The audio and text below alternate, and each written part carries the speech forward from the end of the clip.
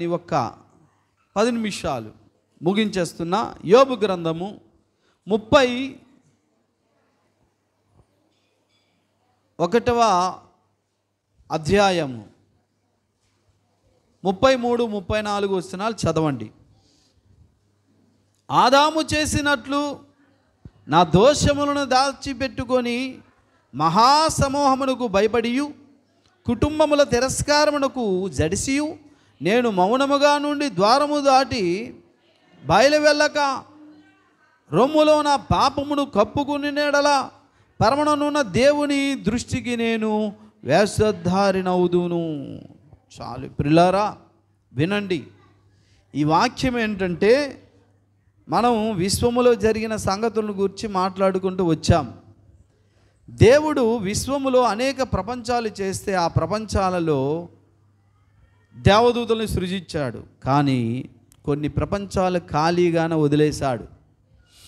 ఆ విషయాన్ని లూసిఫర్ తండ్రి దగ్గరకు వచ్చి మరలా అడిగారు.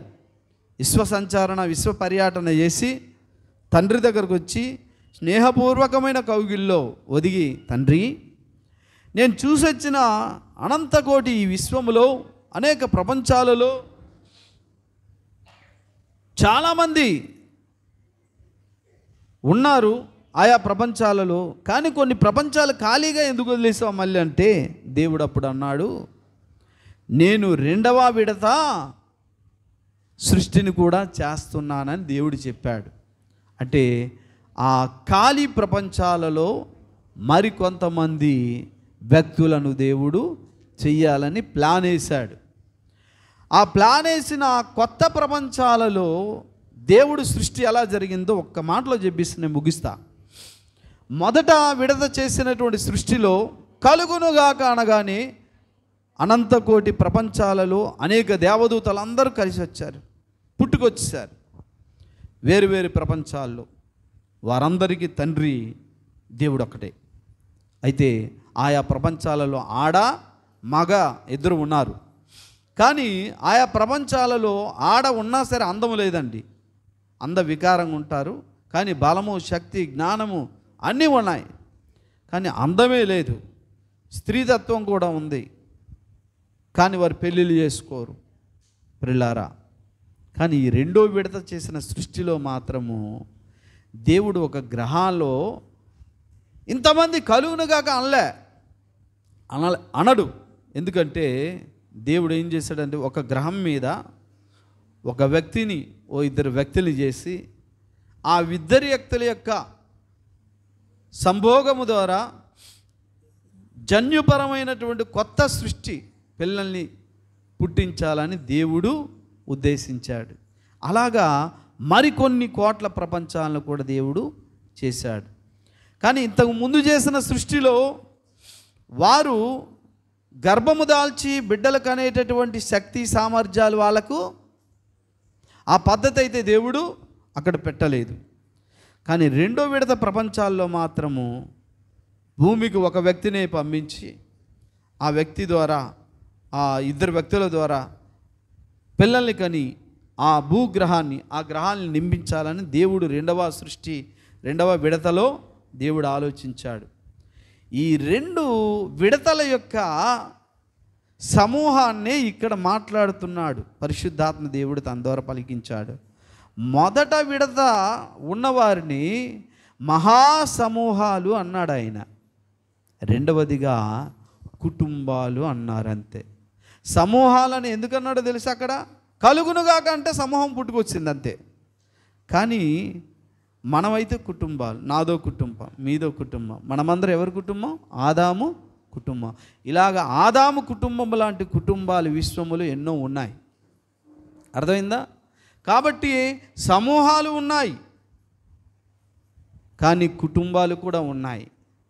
ఆ కుటుంబాలు, ఈ సమూహాలు విశ్వములో ఉన్నాయి. విశ్వం యొక్క స్థితిగతులు అది.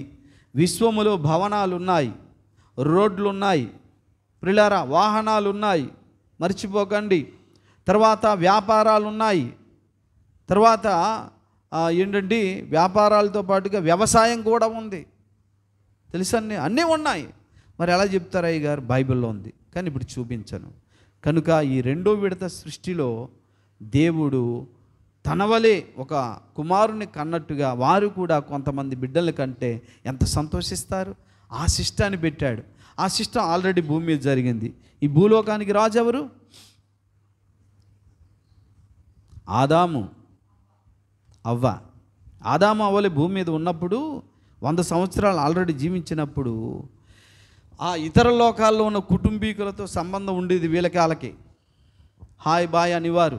అందుకే గొప్ప గౌరవం, 10 మందిలో గొప్ప పేరు కూడా సంపాదించుకున్నారు విశ్వంలో ఉన్నటువంటి వారితో. కానీ ఎప్పుడైతే సాతానుగాడు ఈ భూగ్రహంలోనికి ప్రవేశించి ఆదామును అవ్వని పాపలు పడగొట్టేశారో దేవుడు వచ్చి, ఏమయ్యా నువ్వు తప్పు చేసావా అంటే ఆ తప్పు 10 మందిలో ఒప్పుకోవడానికి సిగ్గుపడ్డాడు. ఏమయ్యా నువ్వు సిగరెట్ తాగావని 10 మందిలో అడిగితే ఒప్పుకుంటారా? సిగ్గుపడతారు. అందుకని ఆదాము తన పాపం తనది కాదు అని సమర్థించుకోవడానికి ప్రయత్నం చేశాడు. కారణం ఏంటట? మహాసమాజాలకు భయపడి, కుటుంబాలకు భయపడట. ఓ మాట చెప్తా, ఆదాము కాలంలో మహాసమాజాలు, కుటుంబాలు భూమి మీద ఉన్నాయా? మరి ఎందుకు భయపడ్డాయి అంటే విశ్వములో వాళ్ళకి వీళ్ళకు తత్సంబంధాలు ఉండేవి కాబట్టి వారికి భయపడ్డారు. వారి దృష్టిలో ఈయన మంచోడు, గొప్పోడు, ఈ భూలోకానికి రాజు కాబట్టి వారి ముందు నా పరువు పోతే కాబట్టి ఒప్పుకోకూడదు అని దాచుకున్నాడట. ఆ సంగతి యోబు అంటున్నాడు, ఆదాములా నా పాపాన్ని రొమ్మును దాచుకోలేదే. ఆదాము ఎందుకు తెలుసా రొమ్మును దాచుకున్నాడు? పాపాన్ని ఎందుకు ఒప్పుకోలేదే తెలుసా? పరువు పోతని. ఎవరి దగ్గర? ఇదిగో సమాజాల మధ్య, ఇదిగో కుటుంబాల మధ్య. ఆ కుటుంబాలకు భయపడి ఒప్పుకోలేదు. ఆదాము అవ్వలు తప్ప ఎవరు లేరు అప్పుడు. మరి కుటుంబాలు ఉన్నాయంటే ఆ కుటుంబాలు దేవుడు రెండో విడత కూడా చేశాడు. ఆ కుటుంబాలు ఆల్రెడీ ఉన్నాయి. అవి ఎలా ఉన్నాయి, ఏంటి స్థితిగతులను వచ్చే వారము తెలుసుకుందాం. ప్రార్థన చేద్దాం. ప్రేమ కలిగిన మహాపరిశుద్ధ తండ్రి, ఇంతవరకు ఆయన అనేకమైన లోతైన విషయాలు మాతో మాట్లాడి, ఎదుగో తండ్రి విశ్వం యొక్క స్థితిగతులు కూడా మాట్లాడడాన్ని కృప చూపారు. సమయం కాలాతీతమైంది కాబట్టి బిడ్డలు అయినా ఓపికతో ఎదుగో తండ్రి మరి ఆ యొక్క సమయోచితమైన సహాయం కొరకు కృపాశ్రమ దగ్గర చేరి ఉన్నారు కనుక నిండైన దీవెనలతో మీరు నింపండి, ఆశీర్వదించి ప్రతి వ్యాధి బాధ రోధ మీరే ముట్టి స్వస్థపరిచి మహిమ పొందండి. మరి ముఖ్యంగా ప్రభు ఇక్కడ ఉన్న కొబ్బరి నూనె యేసు రక్తాన్ని ప్రవేశపెట్టి ప్రతి వ్యాధిని మీరు ముట్టండి. బిడ్డలిచ్చిన ప్రతి కానుక, వారిచ్చిన ప్రథమ ఫలము, స్వైచ్ఛార్పణ, దశమాభాగము, ఫ్రూట్స్, రైస్ వాటన్నిటిని దీవించి మహిమ ఘనత ప్రభావాలు మీరు పొందుకోండి. ఏటమ్మా రేవతి డెలివరీ ప్రభానికి వందనాలు. మరొకసారి ఇదిగో బిడ్డలందరినీ మీ చేతులకు అప్పగిస్తాను. నా ప్రార్థన కూడా మీరు ఆలకించి మరి ప్రాముఖ్యంగా పాప తండ్రి రేవతిని మీరు జ్ఞాపకం చేసుకొని ప్రభు ఎటువంటి ప్రమాదం లేకుండా చక్కగా డెలివరీ అవ్వడానికి నీ కృప చూపి సహాయం చేసి మహిమా ఘనత ప్రభావాలు పొందుకోమని చిన్న ప్రార్థన యేసు నామమును బట్టి ప్రార్థిస్తున్నాము తండ్రి, ఆమేన్. ఇప్పుడు మన పరమ తండ్రిన దేవుని ప్రేమ, రక్షకుడైన యేసయ్య కృప, పరిశుద్ధాత్మ దేవుని అన్యోన్య సహవాసం, ఆదరణ దేవుని సన్నిధి మనకు కూడిన బిడ్డలకు సదాకాలము తోడయుండి నడిపించునుగాక. ఆమేన్. Praise Lord. అందరికీ వందనాలు.